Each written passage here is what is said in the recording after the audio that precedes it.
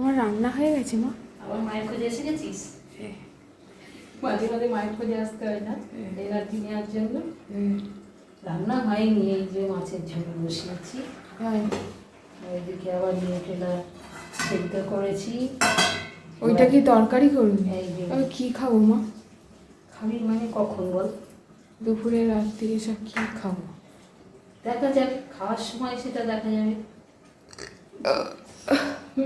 এখনই সব বলে দিলে তাহলে কি সারপ্রাইজটা রইল।